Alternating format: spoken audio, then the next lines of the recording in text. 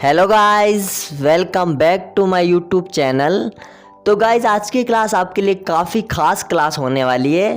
तो इस क्लास को बिल्कुल भी स्किप मत कीजिएगा, पूरा ज़रूर वॉच कीजिएगा। और साथ ही दोस्तों, जो भी चैनल पे नए, प्लीज़ चैनल को सब्सक्राइब करना ना भूलें। तो दोस्तों, आइए क्लास को स्टार्ट करते हैं। तो दोस्तों, आज की क्लास में हम यूज़ ऑफ बी यानी आज बी का यूज़ करेंगे हेल्पिंग वर्ब के साथ।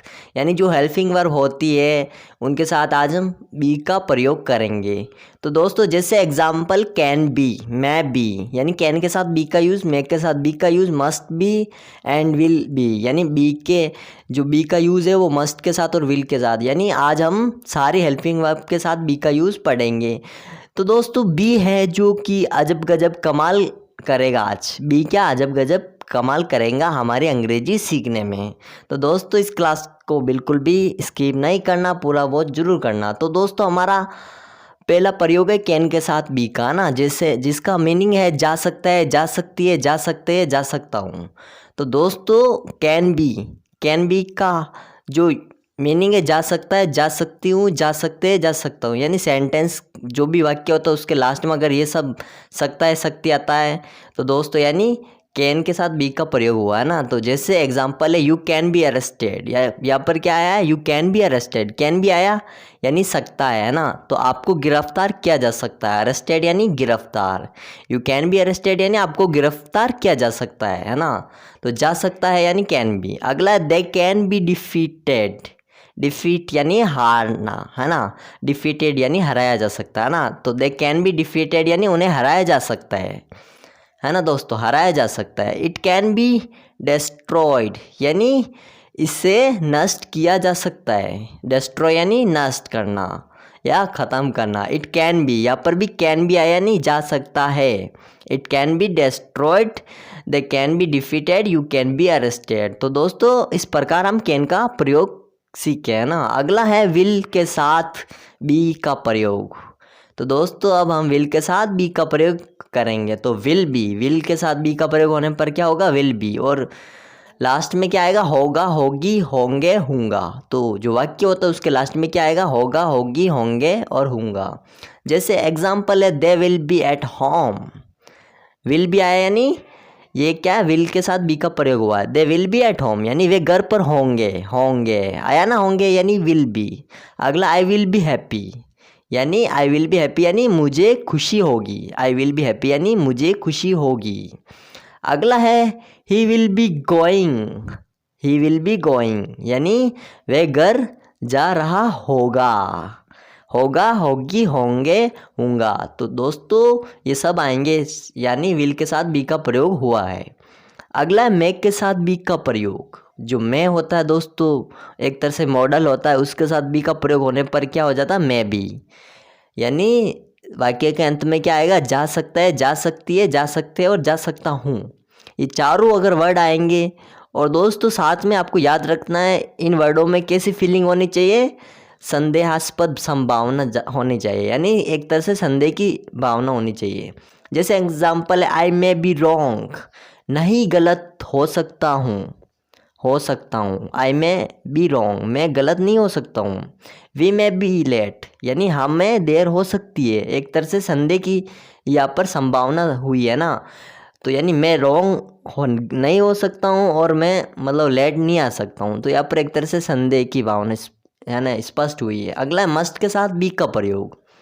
तो फ्रेंड्स, मस्ट के साथ बी का प्रयोग होने पर क्या हो जाएगा, मस्ट बी। जैसे अवश्य होगा या अवश्य होगी, मस्ट के साथ बी का प्रयोग होने पे क्या होगा, अवश्य होगा या अवश्य होगी। तो ये वाक्य के अंत में आएंगे ना। जैसे example he must be at home, he must be at home, वे अवश्य घर पर होगा, अवश्य आ गया यानी मस्ट बी, यानी वे अवश्य घर पर होगा।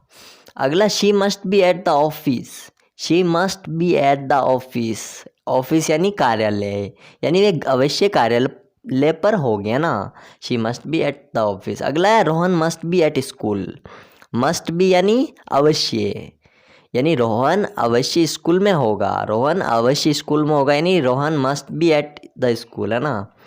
अगला हम प्रयोग करेंगे शुड के साथ बी का, शुड के साथ किसका, बी का। तो क्या हो जाएगा, शुड बी, शुड के साथ प्रयोग होने पर दोस्तों क्या हो जाएगा, शुड बी, यानी होना चाहिए। यानी सेंटेंस में क्या आएगा, होना चाहिए।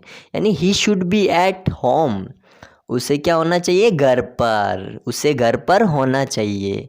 He should be at home, आप ऐसे कुछ भी बना सकते हो, यानी उसे घर पर होना चाहिए। अगला we should be polite, we should be polite, यानी हमें विनम्र होना चाहिए। पोलाइट यानी विनम्र, हमें विनम्र होना चाहिए, यानी वी शुड बी पोलाइट। अगला they should be kind, they should be kind, kind यानी दयालु, उन्हें दयालु होना चाहिए। तो दोस्तों ऐसे होना चाहिए यानी शुड बी पर आप काफ़ी कुछ भी वाक्य बना सकते हो, जैसे उन्हें खाना चाहिए, है ना, और ऐसे काफ़ी कुछ सेंटेंस बना सकते हैं शुड बी पर। अगला है वुड के साथ बी का प्रयोग, वुड के साथ बी का प्रयोग होने पर रहे होंगे, रहे होगा, रहा होगा, रही होगी, रहे होंगे, रहे होगा, रहा होगा, रही होगी। तो दोस्तों ये सब वाक्य के अंत में आएगा वुड का साथ बी के प्रयोग होने पर, है ना। जैसे एग्जाम्पल है she would be eating, she would be eating, वह खा रही होगी, रही होगी यानी would be, she would be eating. अगला दे वुड बी स्टडिंग, यानी वे लोग पढ़ रहे होंगे, वे लोग पढ़ रहे होंगे, यानी दे वुड बी स्टडिंग, वे लोग पढ़ रहे होंगे। शी वुड बी ईटिंग, यानी वे लोग खा रहे होंगे, ना। तो रहा होगा, रही होगी या आएंगे, तो यानी वुड का बी के साथ उपयोग हुआ है ना। अगला माइट के साथ बी का प्रयोग। दोस्तों माइट के साथ बी का प्रयोग होने पर क्या हो जाएगा, माइट बी, यानी शायद जा सकता है, यानी यहाँ पर शायद की संभावना प्रकट हुई है, शायद जा सकता है। जैसे आई माइट बी रॉन्ग, यानी मैं गलत हो सकता हूँ, शायद मैं गलत हो सकता हूँ, यानी मैं शायद गलत हो सकता हूँ। यहाँ पर शायद की भावना स्पष्ट हुई, यानी might be. He might be busy, वे शायद बिजी हो सकता है, व्यस्त हो सकता है। तो यहाँ पर शायद की जब संभावना प्रकट हो, यानी माइट बी का यूज़ होता है।